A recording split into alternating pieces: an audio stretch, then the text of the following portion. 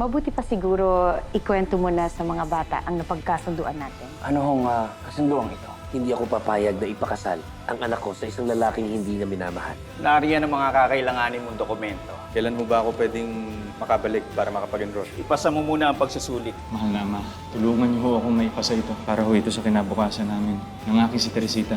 Please tell my spouse that you are willing to give the land for a gift if only he would agree. Kung ganun, hindi ako papayag sa kasalan. Nagenna, I'll ensure you never regain land from me. Mr. Tanaka, Roshi,